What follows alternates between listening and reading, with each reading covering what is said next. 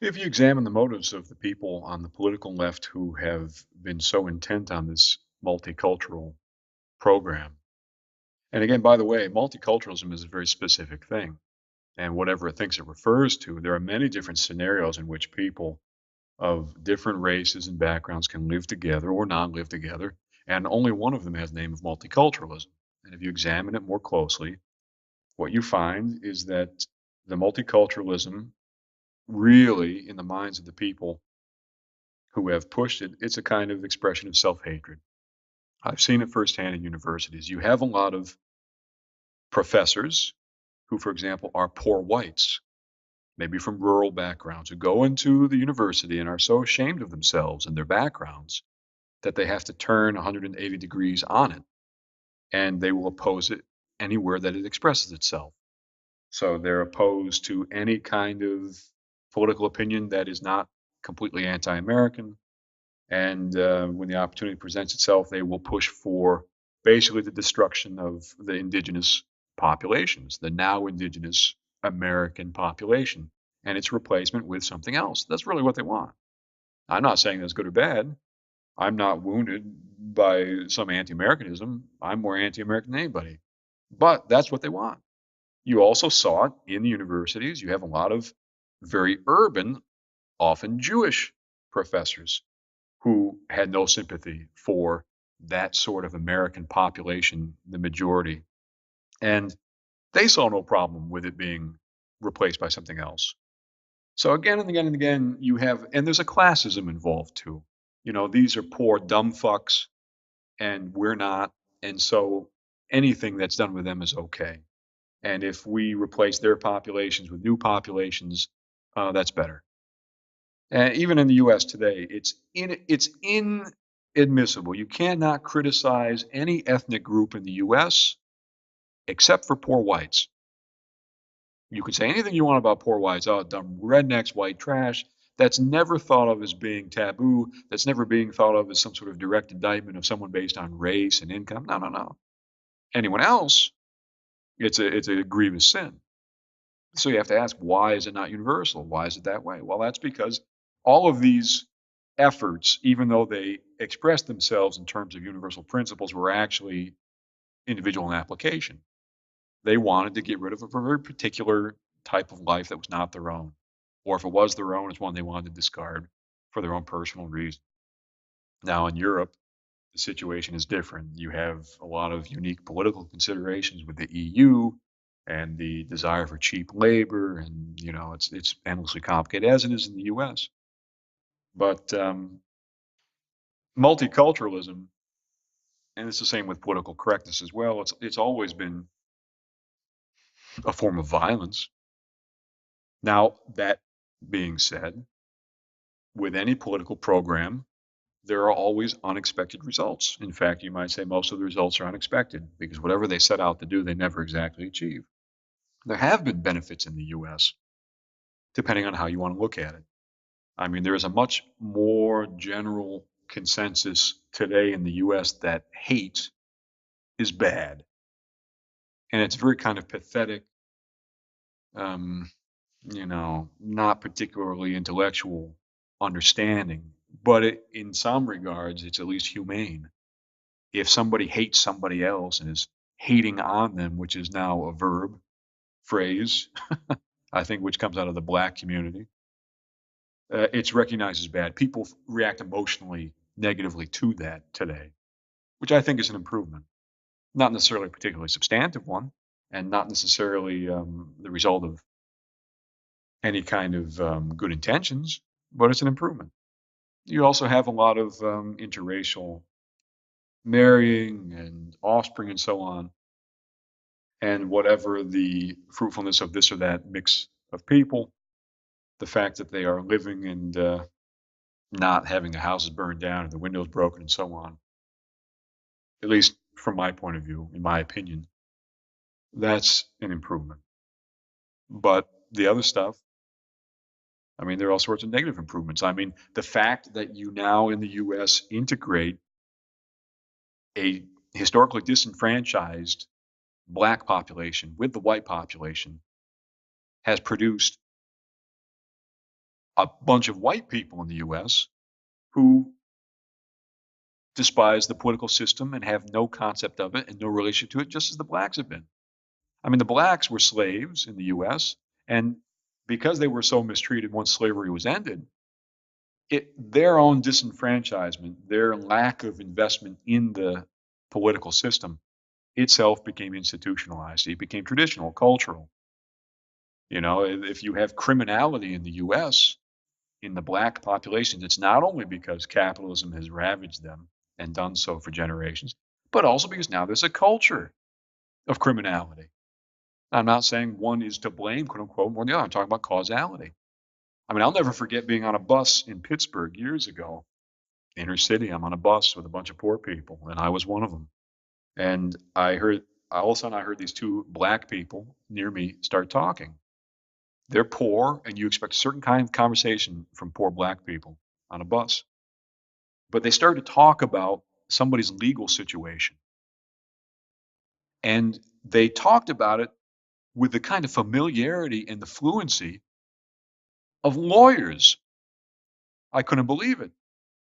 And the fact was that in the black community in the US, you have such a constant, perpetual encounter with law enforcement, the courts, and so on, that like this has become part of their experience, that they're really up on it. Now, you don't find that in the poor whites, you find it in them. But so you see why my point is that there's a tradition of quote unquote criminality, whether they're guilty or not is a separate question, but there's a tradition of criminality where they are in the criminal justice system. And I'm sure to some extent their contempt for the political system, which is historically inherited, fuels that. But then when all of these white suburban kids who no longer had a culture because of suburbia and technology and all that kind of shit needed somebody to identify with in the 80s, they started to identify with these angry militant black people because those people, they had character, they had substance, they had style. And who were these poor white kids? They had shit. So the rap music. And then you had this kind of like long, for the last 20, 30 years, is this descent into physicality, anti-intellectualism. And I mean, the intellectual doesn't even exist for them in this particular cultural constellation they've got set up. A lot of attitudes that one might call primitive have now come in to the quote unquote general population. So again, the causality is you can never predict in advance. You just have to identify it when it happens. And it's always more complicated than you might have expected. It's something that has to be of particular interest because it is a social change that is only going to accelerate. It's I think you look at the host, or if you like, the Aboriginal populations of Europe or America, those white populations, they're headed, they're ever more rapidly displaced. You can see in Europe now with the migration from across from Libya. This is straight from Camp of the Saints, Jean Raspail's dystopian novel of 40 years ago. It's actually playing itself out. I mean, as for the cultural interaction, what we can say of it, yeah, look, I for one have no problem saying there's such a thing as more, there's such a thing as more broadly evolved and less, there's things such as that are more broadly and less evolved cultures. I have no problem saying that a lot of people's migrating from the third world to bring third world cultures with them. And we're not advantaged by that. I could almost say that largely this third world migration into Europe, something a bit more about than the American case, is to Europe's disadvantage. There's little to be gained here, and ultimately, it's whereas some millions of third world peoples may be helped in Europe. I think what will bring to close quite quickly are those social conditions which gives European life any particular attraction or quality. Having said that, I mean, I find myself policing my own comments for fear I come across as some sort of fascist or Nazi. But I'm no such thing. I'm not making any comment about the intrinsic racial qualities of these people. Although, for what it's worth, I think that's a useful discussion in itself. I don't think we can run from that. But it's by the by. I'm just looking at this as that you've European populations in situ, and I think they should be allowed to live in peace. I really, I personally am very unhappy with the role European governments are meant to play. That they have to take on X number of thousand migrants a day, week, and year, which will have enormous cultural ramifications a century from now. As a schoolboy in Ireland, I remember learning of the effects of the plantations, which was the encouraged migration of loyal Englishmen and Scotsmen into Ireland in the 16th century. Europe is doing the same. It's planting itself with third world populations who will have their own particular, I won't say contribution, I'll say effect. They'll have a set of effects. In terms of intellectualism, I think one thing I noticed is that when I personally, when an individual looks at their body politic and sees it destroying itself, when he's seeing his demos, the political, the social group of which he's meant to be a part of, you see that just disintegrate. Well, then your mind turns away from it. You give up in a certain despair. What does European social democracy mean anymore? When now its main role, seemingly, is to service the needs and interests of people outside the demos, outside your population. It's not to say we've always had obligations, but I never thought that obligation necessarily extended to the active, determined displacement of your own people. But seemingly, that's where we are. Ultimately, the way I think it'll work out is we won't have the resource base to sustain the welfare states necessary to make this work. That's how we're making this this settlement work, through a social compact which is generous enough to keep all groups largely happy. But if it comes to a point in time where we can't afford these cross transfers amongst various populations, it'll resolve itself in the obvious fashion. One group will go one way, another group will go another way. As for its actual representation in our media of what's going on, I can point to two things about the UK. Is one, there is no analysis of why the grooming cases in the likes of Rotherham and Rotherham in the other parts of the Midlands have found their locus in the Muslim community. No, that's simply can't be discussed. You have a large-scale condition where Pakistani men are grooming and raping vulnerable white children, white girls, and white women. It's not discussed. Equally, amongst the paedophilia, it's not discussed why so many Jews seem to be involved. But this is as I said, we're in dangerous waters with this sort of line of conversation. Well, the way the public discourse is structured by threat of force, and the way people, you and I, you have a sense you have to internally police yourself, that ought to tell you the way things are, what the state of things is. You talk about a paradigm in which certain thoughts are permissible and others aren't, and then there's this body of evidence outside that isn't explained or accommodated by the paradigm. Well, it's the same type of thing. There are political paradigms in play, and they affect people all the way down to the production of speech.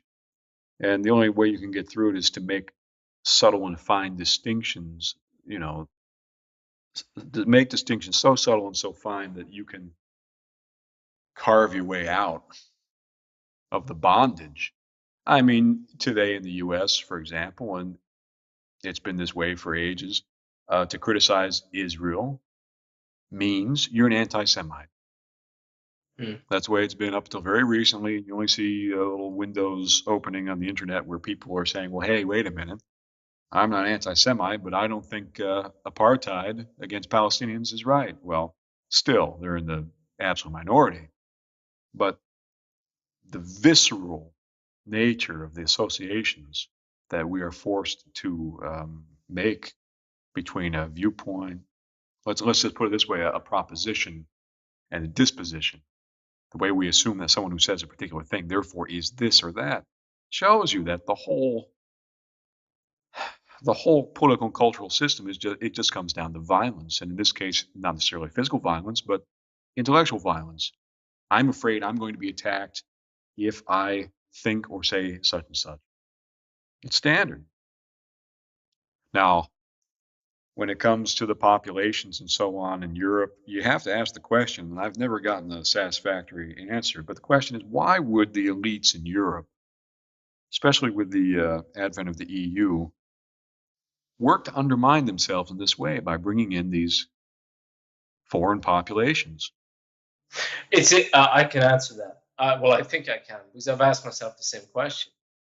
I think a large part of it is to do with there's a couple. Well, there's this sort of an inferiority complex in towards the United States and towards American culture. I mean, Europeans are aware of the fact that their whole, to the extent they're aware of it, their intellectual and cultural life is derived from American sources. And this is the same true of Australia as well. I never forget a colleague telling me when I advised him how much I enjoyed a certain French film. He said, "I don't like foreign movies." This man is an avid watcher of whatever's on a blockbuster shelf, which of course is largely American product. So I think with a lot of European elites, there's an element of Me Tooism. If you're multiculturalism, well, fuck so we. If you got blacks, well, we've got blacks. There's a part of this here. There is the European polity, the European political elite likes to think of itself as such. You have such a thing as European social democracy. And these are the worthies who gather in Brussels and Strasbourg and the like, and they conceive their own connection to their nations is weakened for that identification. We're back to the old insider-outsider dichotomy, and it plays itself out there. There's also an enormous amount of imperial guilt. France and Britain are scarred by it, in particular. There's also a sort of the French sense or French sense of their own absurdity, or their own the absurdity of their own claim to greatness, lies in their determination to hold to that social determination where race doesn't exist within the power of the French Republic, that the French Republic can make of all men who are within France, can make them French. So the French are determined to hold to that, and so studiously refuse to count amongst their senses either religion or race. And then on top of all of that, it's as people have often said, it's Hitler's posthumous revenge upon Europe. It's this idea that the great, and I say this in not casually, but the great fascist insight is that nation matters, tribe matters, that ethnos exists and it's powerful. So now we've had, for particularly the last 40, 50 years, and this does tie in with the particular form of historiography that dominates thinking, that there's no such thing as the ethnos, there's no such thing as the tribe. And as such, it doesn't matter who the people are. It doesn't matter who you find in London or Dublin or Oslo, whether they're Irish or English or white or black or Muslim, Pakistani, and actually point out that it does matter who's there, is of course racist, which is the great argument winner. And alongside this is, you could tie this into, at the expense of sounding like a neo-Nazi, you can actually sound this into sort of a particular Jewish and Zionist determination to control the discourse of the Holocaust and the war. Again, it's not framed in terms of ethnic groups and their interaction, but this historic, unprecedented evil entering this world. But again, dark waters. Yeah, I mean, there are some things you can say and some that you can, and it's interesting to try to come to grips with those things that you can say and the things that you can. There's probably a time when, like many people, I would have been threatened by the prospect of some sort of instability that comes with, this racial kind of mess. But I see it now as just one one set of conditions leading to catastrophe among many. Yeah, I mean, I've come to that view too. I think it's overall representative of a situation that's so far gone. You can sort of pick up on certain elements of it, but in the world, the major problem is sort of the demographic imbalance that exists. There is this demographic conveyor belt. It is going to move people from the third world into the first, as long as our current, global economy keeps chugging along. And you better get used to it, is my own response to that. In terms of truth and truthful consideration of things, I mean, that's been a concern of mine too, but that's forgotten as well. We're becoming quite Asiatic in this sort of having a functional relationship to what we call true and not true, as long as there's a maintenance of harmony. And you see this in European countries, is the maintenance of harmony that holds most. As such, I mean, your critical culture suffers from this. I mean, I've noticed that people's ability to actually question received truths, my own life, my own way, I think it's definitely suffered. So, in that regard, then motivated groups are virtually unopposed in their efforts to manipulate the public at large. Getting back to what we were originally talking about with ufology. What you need to do, your first step down that road is to actually say what I'm being told is wrong. And the number of people who actually can say that are vanishingly few. You can actually say, yes, that's right. What I'm told by everybody else is wrong. And here's why. People who can do that are just few. And that's largely is people's attention and intentions. Yeah, intentions. They become sort of internalized and turn in on themselves. They give up on, politics, the public realm, as it disintegrates around them. But it's part of much broader directions and much broader developments, which we sort of touched upon. I do find it, honestly, if I could have, in my wildest social fantasy, we're living in European social democracy around 1974, 1972. And we look forward to actually aiming to eliminate all forms of meaningful material poverty within a generation, and dealing with psychological poverty in the generation after that. But now that's out the window. We have to manage. It's just we have to settle population after population after population. We're dealing with fucking Muslims. A lot of them are just barbaric. They're an insider. They're the ultimate. They're like the Jews. They're an insider culture who largely hold the broader culture in contempt. Um, I'm not saying anything controversial there. That's the truth of the matter. So what is a European social democracy? What does social democracy mean there? And what are you trying to do? And so you end up with sort of you end up with a certain incoherence that is only answered by people migrating to the likes of the Front National. But just to come back to something you said earlier on, if I can just change things a little, is you're talking about the cultural life of European states as you see them now, and you said, basically, you thought it was dead. Is that right? Well, sure. Now, I wouldn't say that it's always been the case, obviously, because there's been tremendous innovation in Europe in centuries past, and I mean I'm not making some sort of eternal judgment. Yeah. Because I don't think that these nations are even eternal in any sense. But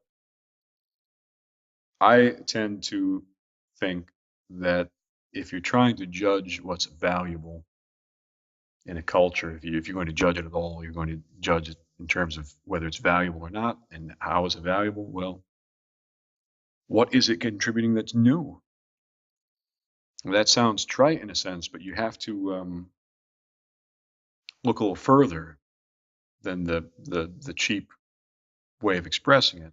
I think when something emerges that's new, Could you sorry? Could I just stop you there a sec? Just maybe it would be helpful to me if you could just give me sort of specific instances of what you call like sort of novel cultural forms. Just what do you mean, like something like you film, you print? Do you mean something along those lines? Are you talking about particular genres within film or print or within the sciences? well, in trying to describe something which is really kind of like a physical process, you are It's not something that you can justify deductively. In other words, if I spill a bag of M&Ms out on the floor and I say, well, right here in this patch, and I draw a circle with my hand, most of the M&Ms are at. Well, that is an assertion that cannot be derived from deduction, nor can it be justified using argumentation. Now, I can express it a little better than that, but in the end, it suffers from the same weakness. You want to, you ask about what would be a new cultural form. Well, consider stand-up comedy. Stand-up comedy was a new cultural form, and it emerged in the Jewish population of New York. And a lot of the wealthy Jews would go out into upstate New York, and this is kind of like in the 30s and 40s Mhm. and the 50s, and they would have these big get-togethers. You'd be amazed. I mean, even upstate New York, even today, there are Orthodox Jewish populations. Oh, It's wild. oh, I But lived near Curious Joe. I lived up there in Orange County once. Um, well, then you would know. yeah, and just as an aside, this great, multicultural conceit is that the more you know about other people is the more you like them. And I think within the Orthodox Jewish community, they had the same, they held to the same idea. So they bought or they provided the local paper with this grand supplement on who they were and what they were about, because they recognized quite a distinct population, even within the vast multicultural, multiracial melting pot that is suburban New York. They could see they were even different again. And so they sent out this supplement, like 12 pages, on their whole cultural practice and what they believe and everything. And it was honest. They didn't shy away. The hole in the sheet, the bathing, everything was in there. I remember as a 19-year-old reading this thing from cover to cover. And I didn't know it at the time, but I did think if there was, this a witticism with teachers talking about students and saying, well, I didn't like little Johnny, but that's because I didn't know him. Now that I know him, I fucking hate him. It's well, I wouldn't go that far, but familiarity, to use a French term, bred a little contempt. So it's yeah, you can see certain things and they're a bit different. But in terms of stepping away and making a broader observation about American Jews, I mean they've been an extraordinarily achieving culture in every single meaningful direction. Sure. Now, when it comes to specific forms, right, we have stand-up comedy, which we take for granted today. And I think that there has been social benefit to stand-up comedy. The fact is, you could have people like George Carlin or Richard Pryor get up there and say things to huge crowds of people, thousands of people, and then have it televised or filmed and say things that were true that went against the established order in the best tradition of comedy. Now, where did that come from? That cultural form, the idea that somebody could just go up there with a microphone and talk. That came out of a very unique set of kind of bizarre cultural forces. You had New York, you had Jews going into the upstate. You had the technology, the fact that you could stand up there with a microphone. Teenage Jewish boys could go up there, make all sorts of comments about, their elders, and if they were clever, they'd get applauded and so on. But that's the origination of the form. It only came about through a very unique combination of forces, and yet it survived and it had real social value in cases. So to me, that's a cultural form, and it only emerged because of a set of conditions. And there are many other cases. And the US was great for a very long time in that it kept producing these new cultural forms. And it's not enough to say that you make a new film. If you make the first film, that's a new cultural Right. Okay. form. Yeah. Or if you do something so significant that it deserves the recognition of being new in some truly significant, decisive way, then okay. But if it's just derivative, you know, Right. it's not. So yeah, like European films are often just pale imitations of uh, American ones. European social thought is, to the extent it can be identified, is referential of the much larger body of American social thought. Is that the sort of thing you're speaking about? That you're not seeing those, Yeah, I mean, without even going so far as to say that European culture is derivative or imitates the American one without even saying that.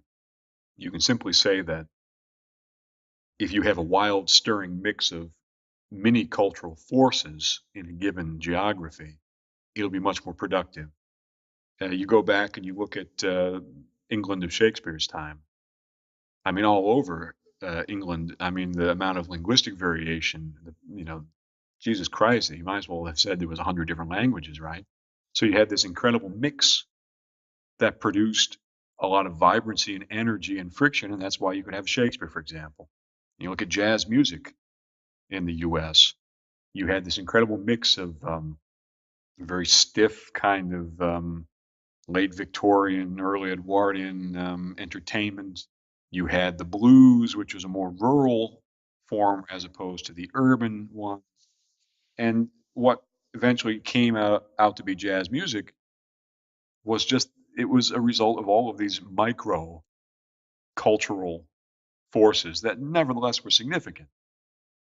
Now, if you come to a place like Italy, I don't see anything being done at all in any regard. Yeah, people are making films, people make websites, they write novels, but there's no, they do this for other reasons. There are no cultural forces that are producing new forms and new variety, new variety of life forms. Like there's a parallel, a metaphor if you want.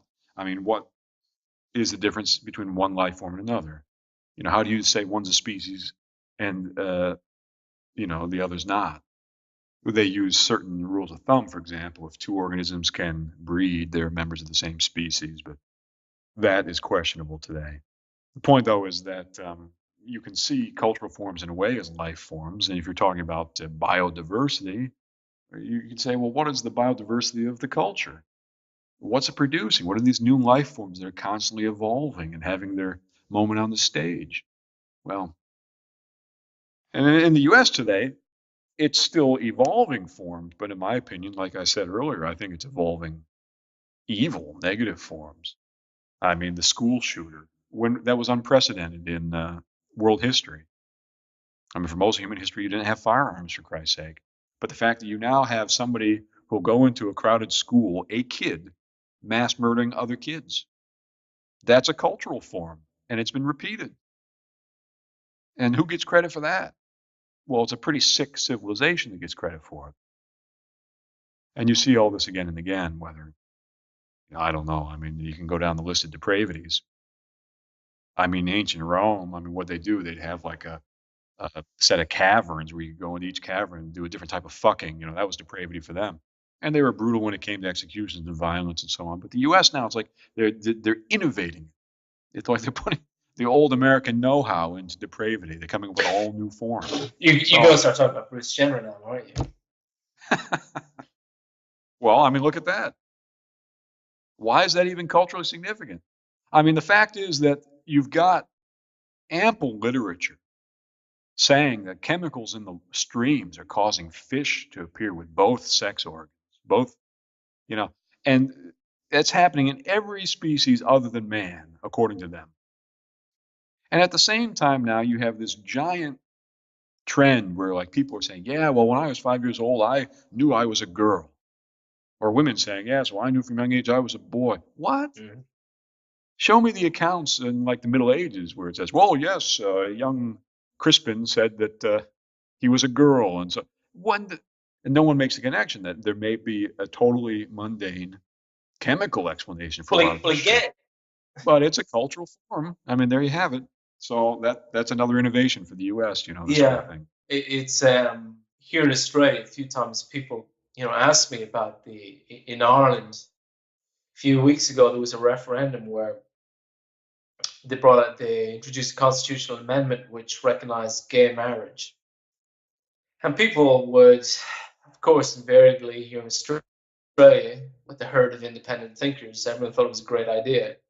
And, naturally enough, I rode along with it and said, well, I don't, sexual politics, I just think is politics for the gossip column, but it's, so yeah, sure, fuck it, why not? I joke, I say I've been through a bitter divorce. I don't know why anybody would want it, but, and so on and so forth. But I did often make the point, the point stays with me is that in all of human civilization, No one thought gay marriage was a good idea. Broadly, that's true. As a culture, we're weirdly anomalous in the extent to which we sanctify homosexuality. And this is strange, to say the least. It's strange no one notices it. Like, you say to people, well, okay, so we're all in favor of gay marriage. Why? Oh, well, it's the right thing. So when you go back 40 years ago, people were opposed to gay marriage for exactly the same reason. They said, well, it's not the right thing. And when you ask people, well, what's changed? There's sort of this dim conceit, well, we're more enlightened, of course. Why? Because we're in favor of gay marriage, which is, of course, a circular argument. But there just seems to be no analysis of how sexual identity is produced or where it comes from, or, as you said, possible changes to genetics, possible changes to sort of cultural generators of sexuality. None of this is in the mix at all. I'm not sure what to say with it, but one thing I did notice is that with this Bruce Jenner, I was hard pressed to find amongst any of the papers I tend to read or websites like it anything which you could construe as harshly critical. I saw a lot of comments describing the photo as beautiful, and my reaction is, well, are you fucking nuts? It's just a guy with a fucking wig. I mean, it's what I mean. You just and it seems a strange obsession. But this, just to sort of latch it on to something else. I remember a few years ago when I was in the Irish Public Civil Service, my boss of bosses, the man who ran the department, he was good friends with Ira Magaziner, who had been basically a Democratic policy wonk, and he'd been involved in the healthcare reform under Bill Clinton and watched that burn down. And he said this has been in maybe 2001, 2002, 2003, sometime around then. He went over to visit him in Boston, and he said he was there for a few days. He said came back and spoke to him, and he said what he found very strange was that he spoke to them, both father and his son were there, both father and son, what they thought were the sort of the great challenges emerging in American politics, and they thought gay marriage. And my boss, who incidentally was gay, he thought this was insane. This sort of that sort of personal issue would take center place, where the discussion should obviously surround his mind, obviously surround economic development, distribution of wealth, allocative efficiency, and foreign policy and the like. No, none of that. Gay marriage, that's critical.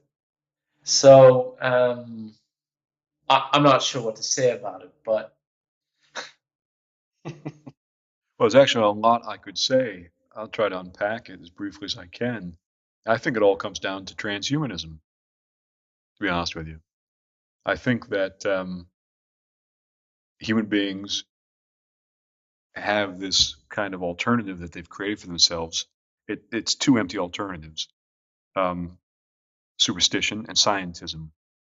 And 40 years ago, when we were still in more of a traditional society, the fact is that sexual taboos existed because there was the belief native to humans with consciousness that powerful bodily forces have a kind of externality, and they're powerful forces in general, and they should be controlled. And there are some forces you don't want to get in contact with.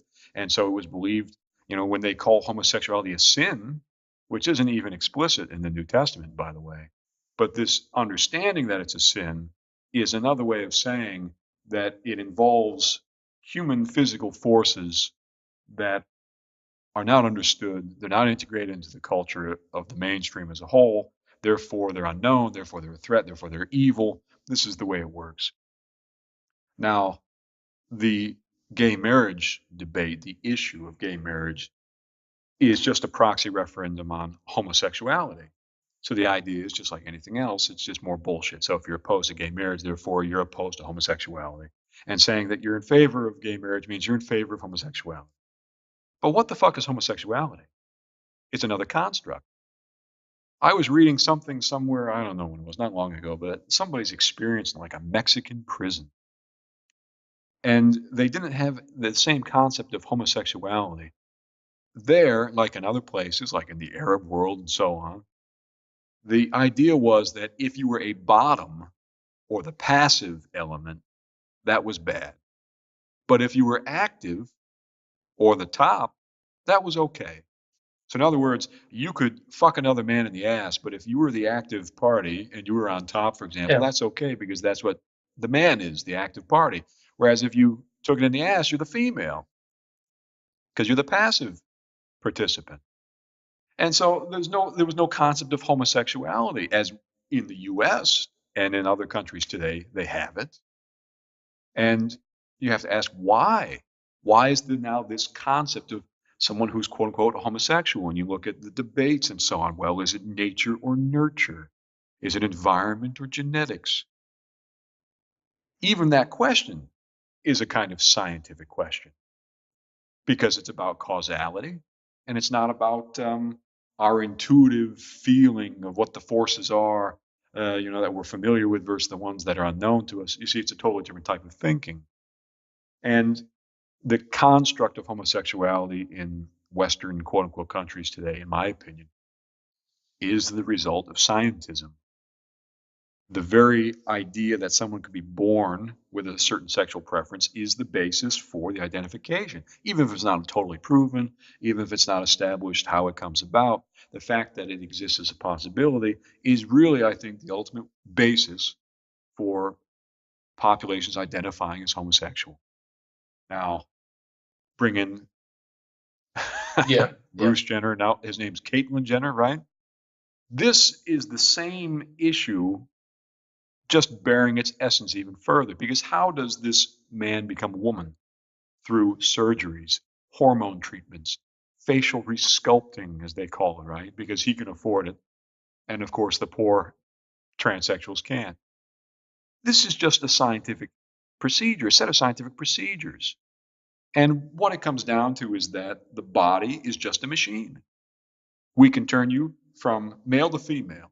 So whatever your essence is, and conscience is defined by sexuality, that doesn't matter because we can change the physical form.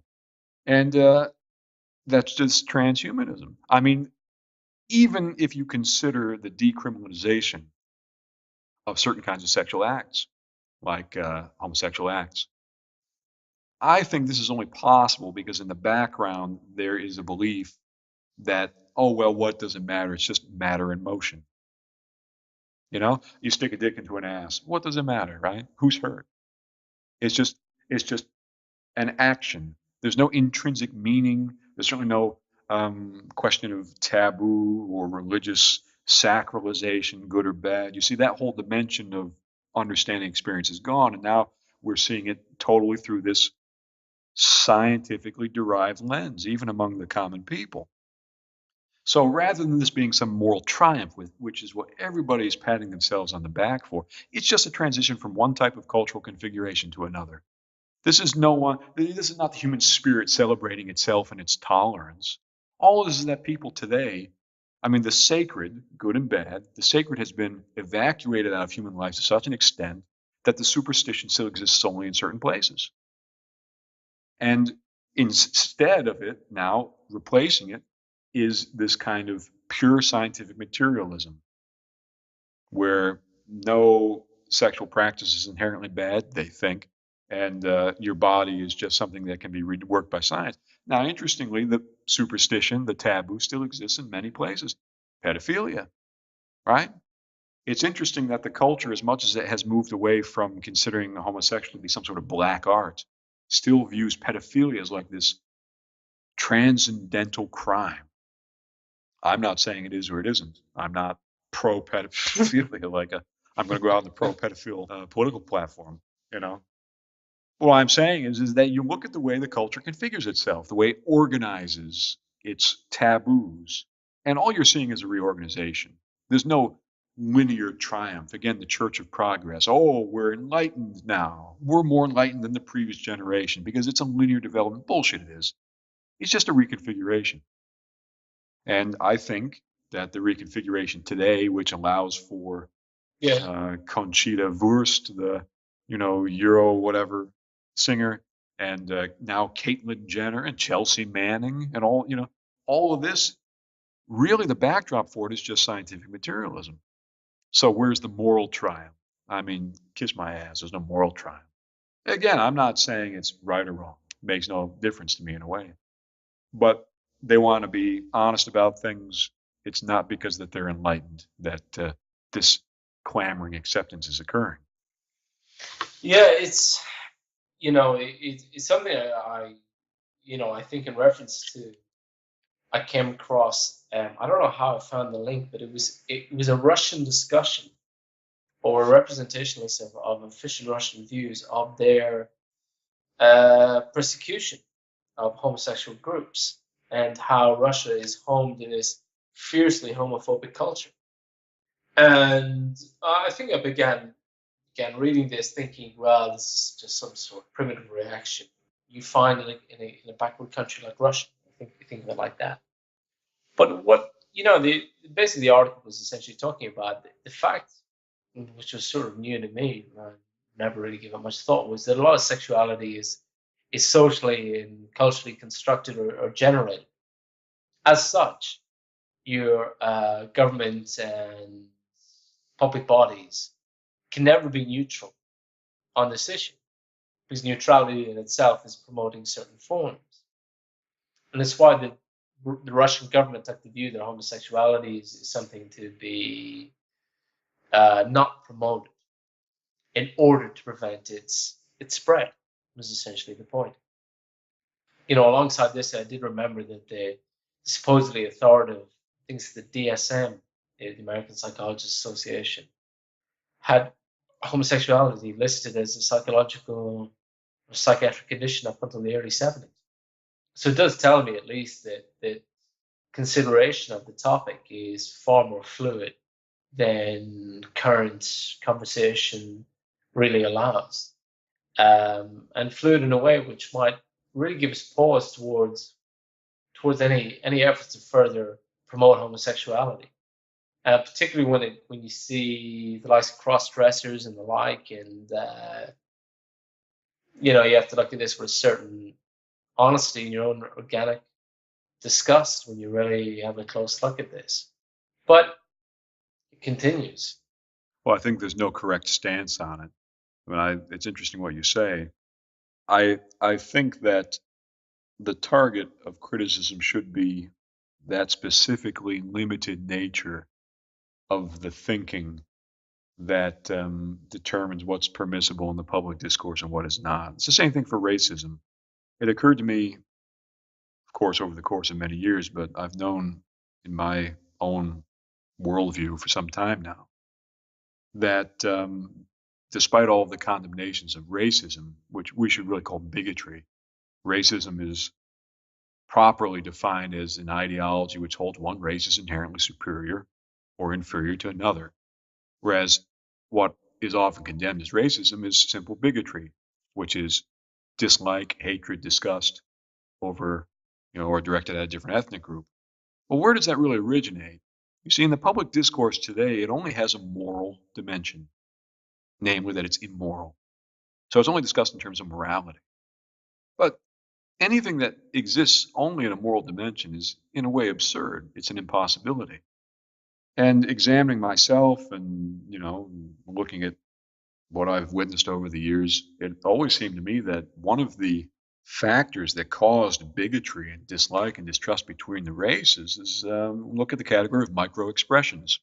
Now, this is a kind of trendy new term that's come out in the last 10, 15 years or so, and is, itself the product of certain kind of scientific arrogance. But the people that you have been raised with, you've spent your life with them. For example, brothers and sisters, family members, close neighbors, whatever. The type of information you're able to exchange with each other through body language, through facial microexpressions, is really tremendous, although you never realize it. That's because you have all this experience with them. And on top of that, and this is something that I say that I've never heard anyone else say, When you have groups that are very ethnically related, as all groups were at one time, they all share the same micro-expressional vocabulary, the body language, the tone of voice, the way they vary their speech. So all of this tremendous information is conveyed through these signs that are only communicable by virtue of the close similarity with one another, both in terms of life experience and ethnic makeup. Now, when you bring in somebody like a black person to the so-called whites in the US, and white itself is a false category. But if you bring in someone who's very different, black person, someone's totally different, Chinese, what was it that they always said in the US about the Chinese person? They would say the inscrutable Chinaman. Mm-hmm. You could never tell what he was thinking or what he was saying, and we can't understand his facial expressions and so on. Well, what's that really indicate? Well, why do you think there is so much distrust then? Why is distrust and dislike and fear at the origin of the racial experience when you're dealing with other groups? Well, something that occurs to me as being the case is that you have this paucity of information, and that makes you fearful.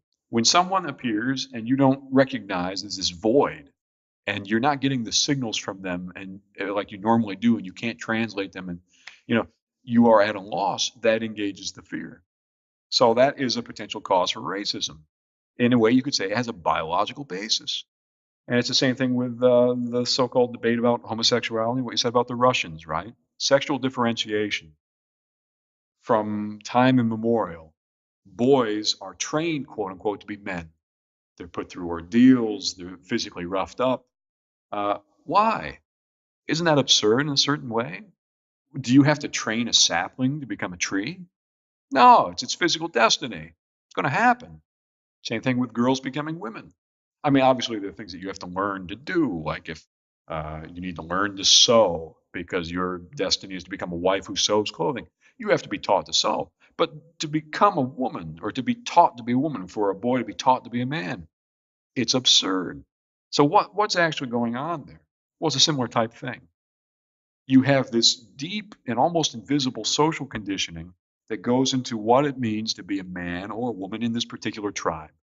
And that's not simply for the purposes of control, but for the purposes of interaction. Men who are raised in the same village, who think the same way, speak the same way, when they communicate with each other, it's very economical. They know exactly what they mean, even when they disagree. Whereas now, you look at the multicultural communities in a lot of these places, and people can't even understand each other at all. And I'm not talking just the language barrier. Well, Everything is just total white well, noise it's chaos. funny. I mean, it's a friend of mine is a linguist. She introduced me to high context and low context linguistic expression. In a country like Australia, and I've noticed this, it's very low context exchange because all communication needs to be embodied in the words spoken. Whereas in older cultures, it's much more high context. You can say a lot more with a lot less.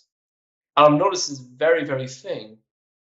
So when I speak to my my grandmother or something, is where a huge amount can be said without saying anything at all. And being silent is such a part of engagement. Whereas I notice in Australia, you never shut up. No one ever shuts up. They're always talking, and there's a very little subtlety there. So it's I mean, obviously there's an obvious sort of political dimension to that, and it's sort of an effect on how groups relate to each other. But do you see how it's still just tribal warfare, though? So this is what I want to get at. Right. You have these so-called political progressives, right? Now, let's say that there's something to the scenario I just presented you, and that there's like an understandable reason for bigotry because it's a mechanism. It's that there are reasons for it. Let's put it that way. It's not simply a moral failing. It's not an original sin, which is also how they treat it. Well, then how inhumane is it for these people who have had the virtue of living in a cosmopolitan environment with a little more exposure to different races? So for them, it's different to roundly condemn, for example, poor backward whites who, on seeing a black person come into their community the first time, react with animal panic. It's again a lack of understanding and a lack of compassion. So the very assholes who are pushing compassion and tolerance and understanding are just doing so as a weapon against another different social ethnic group. So again, the same story continues. That's what kills me about it. I think that's fairly obvious. You see from how the sheer animus directed towards whites and Europeans from certain groups is just very obvious. But you get like various Muslim and Jewish groups, and it's politically most incorrect, and again, my own internal police alarm is going off. But if I often think, if European peoples were to apply the same standards themselves and have such a group consciousness, well, accusations of fascism and Nazism would be leveled, and there's, in other words, what I'm trying to get at is there's an obvious massive double standard at play, and it cuts across so much of our thinking about the interrelationships between different ethnic groups and different religions and tribes within states, between states. I mean, especially in particular in how we view our history, how we view our history of the 20th century. It's something that's frustrating because I can see how it'll end, because it just generates so much cognitive dissonance to lead to a backlash. Yeah, there is that. And if you want to look at it from a classic perspective of class warfare, I mean, it's convenient for rich elites to bring in all sorts of immigrant populations to destabilize the poor, so that they're fighting, of course, among each other, rather than looking upward and taking on those who control things. But it's self-defeating, this progressive mentality, even on its own terms, because in the U.S. there's this practice now of labeling everybody like a certain type of American. It started with African American, which itself was a euphemism that was like the end of a succession. I mean, there had been Negro, colored, black, African American. Then it became like Native American without the hyphen, but then all sorts of other. I'm Asian American, I'm whatever American, also. But there is no category white American or European American. But what does that actually do? To my mind, what it actually does is it makes permanent in the discourse, the way it's structured, the supremacy of white Americans. Because what it does is it makes the white American at the unnameable universal category, under which all of these specific individual categories line up. So these very same academics, like many I said, who are self-loathing whites and blah blah blah, these same people who think that they're destroying this white national identity, especially the white male, so on, by engaging in these maneuvers, they end up building it into the discourse, because that's the way it works. You'll have like a nameless container, the empty set in advanced mathematics, within which you have these elements. And they have set up the discourse now in the U.S. so that there's no such thing as white American or European American, but every other kind of American, which itself logically implies that the true American is the white American. Yeah. Well, I mean, do you not think in time is sort of European Americans or white Americans become a smaller part of the U.S. population, then that self-identity will arise, or that label will be imposed upon them? Do you think that's sort of flow naturally? Well, I mean, if you look at it in terms of logical progression, you might be convinced that at some point those terms might appear. But if you look at the evolution of the discourse as itself, just purely as a surface phenomenon, the product of some of these intentions, then I don't think it has to appear. I think all of the talk of liberating black populations and ethnic minorities in the U.S., which is undertaken by white academics, was never for the liberation or for the betterment of blacks or other ethnic groups in the U.S., but really is simply as a weapon to use against other whites, namely the poor ones or the traditionalist ones. So when that urge evaporates, that may take with it the momentum of this discourse, the way it perpetuates itself and evolves. So we may never get to the point where you have self-identified, quote unquote, European Americans. Or it might happen. I don't know. Well, I mean, obviously, an awful lot of it is it's this discussion, dispute surrounding ethnicity is often promoted as an excuse for a proper description of the nature of class relations in any society. I mean, that's so obvious to me, to obviously a lot of people. But I mean, in somewhere like the US, I see that someone like Christopher Hedges, who has a certain prominence in on the American left, or so it seemed to me, at a distance of 12,000 kilometers. But he's currently describing the US as being in some sort of pre-revolutionary stage. Now, I know Hedges is very experienced with foreign affairs, and he makes much of this in his own analysis. He points to this. But something I noticed coming from the Irish borderland into New York was, I say this as categorically true, Black Americans and white Americans hate each other. The idea that there is some sort of mutual racial, interracial commonality or coming together is so much wishful thinking. In my experience, white Americans would casually refer to blacks as niggers, casually, across the board. Not insignificantly, especially the policemen I knew. But then equally, black people had a very clear animus towards whites, or understandably. It also struck me that both people were quite distinct culturally in their ways, not all similar. And I think, given the history of the US, where there was a certain extremely unequal power relationship between the races, that's given rise to a definite separation pressure that's never been fully resolved. I don't know how it can pan out, given the pattern of settlement in the US, but I just have the feeling that there'll be a struggle that's going to play itself out between both peoples. I don't think it's going to work. I think Black Americans, in my experience, have no sense of how vulnerable they are. There is very clear anti-white feeling in that community.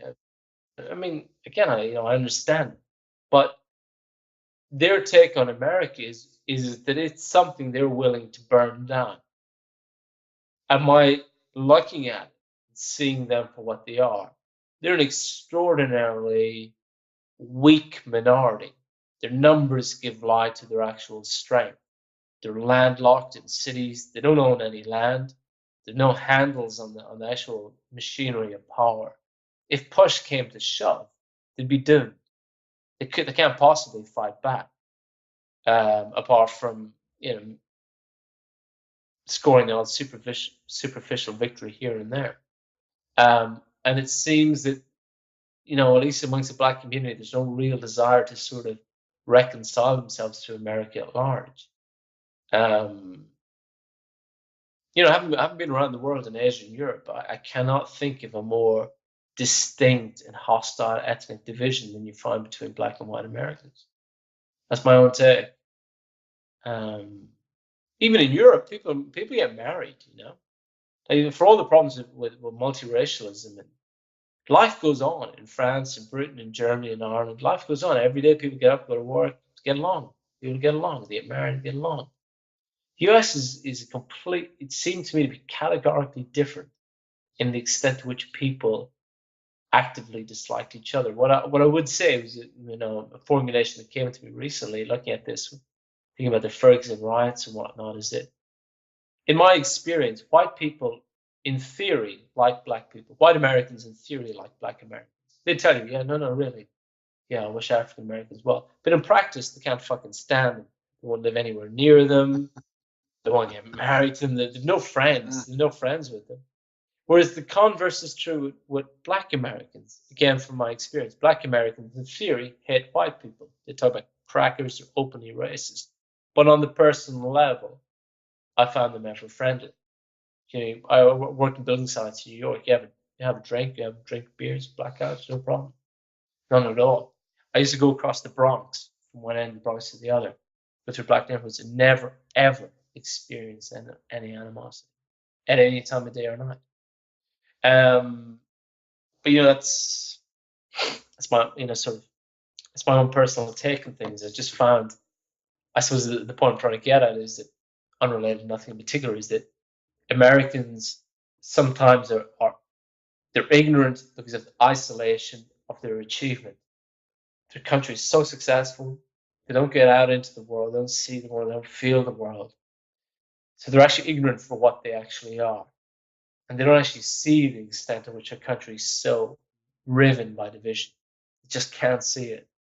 Whereas, someone like me coming in, a foreigner, it's as obvious as the nose in your face.